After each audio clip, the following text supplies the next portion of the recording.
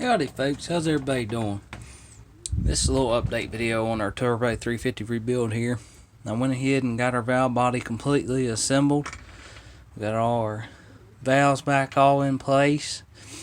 And getting ready to wrap this on up so we can get this valve body installed on our transmission here. But this is the last thing I got left. It's really simple. We're just installing our 2-3 accumulator. And I went ahead and, as you can see, put a little transmission fluid inside that bore right there. You don't want to put it dry. I went ahead and grabbed our new seal and put on our accumulator here. This is for the 2-3 accumulator. Went ahead and put our new seal on, as you can see. They're really easy to install. Pretty much self-explanatory. This is our old spring. We're going to go ahead and just sit that down in there, just like that. So that goes inside there, and then we go ahead and grab our accumulator here. And you can use vice grips, but I would advise not to do that because I had to replace this accumulator because when I went to install it, I took vice grips to crimp this down so that I could get this clip. It's a little E-clip right here that has to install down in this groove. And there's a groove right there. And long story short, ended up cracking it because I put too much pressure on it. These are cast aluminum. You want to be careful with them. Long story short, you don't really need to use anything on it. I mean, I can just take and press it down and just push it in. But we'll just take our spring here.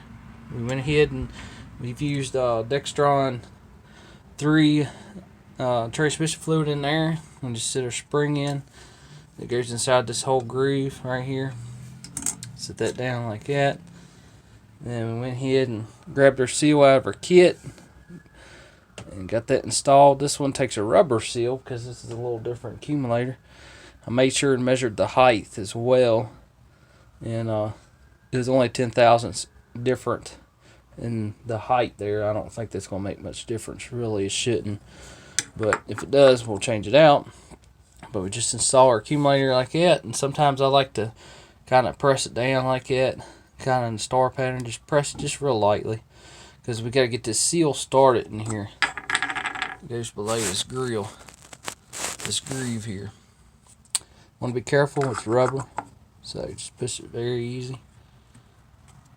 Just work it down. There we go. Now it's slipped into place. All you gotta do is just push it down. I'm just pushing down with my thumb there.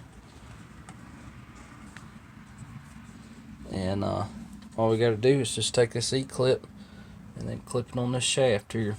So we'll just push it down. Like that. There exposes our groove, if you can see it. And then we'll put our clip in. Alright, so I went ahead and I had to go back and ended up putting a C-clamp on this thing. I was having a lot of trouble trying to get this thing installed here. So I went ahead and put a C-clamp on it. You want to be really, really light with the pressure. Don't tighten it down very much at all. Because last time I did this, I ended up breaking the 2-3 accumulator, and then I had to, of course, replace it. But this is a used one. So just do it very, very lightly, just enough to where that groove will be exposed, because that little E-clip has got to be installed on there. So I'll show y'all in the next part getting that installed. Alright, so I finally got this clip installed here, and learn a little trick too. When you put your C-clamp on there, you got to get it the way you got to get that clip on there. It's about impossible unless you tighten this thing down enough.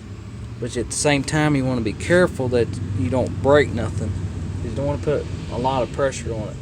So what I did is I tightened this down enough to where this is higher. This area right here is higher than down there. So you want to get this even with this bottom down here, so you can slip this screw, slip that clip through that groove. So that way, there's a little better angle at it. So there's a little trick to it. So I had to get this piston here. This is the 2 to 3 accumulator piston. Get this surface right here even with down here. That way when you take your clip, you just slide it through and then push it on. That's how I had to do it. You can turn that too. That's the easiest way to do it. And then of course we got that installed. Make sure it's all the way on. Of course it is. And now we're finally done for valve body. Finally done with it. So we got everything installed now. And had I learned that little trick in the first place, this is the first Turbo 350 I've ever rebuilt before. I've never rebuilt a transmission till now, but now I know what to do. But now we can go ahead and install our valve body and start getting this thing wrapped up. It's been a 3-year-long series on this thing, and really it's time to get this thing wrapped up here.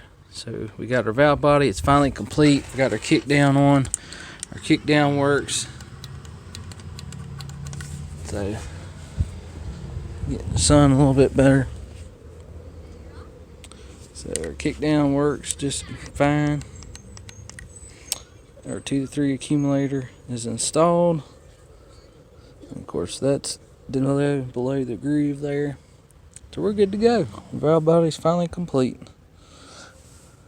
So I'll see y'all in the next video. Thanks for watching. Don't forget to like, comment, and subscribe.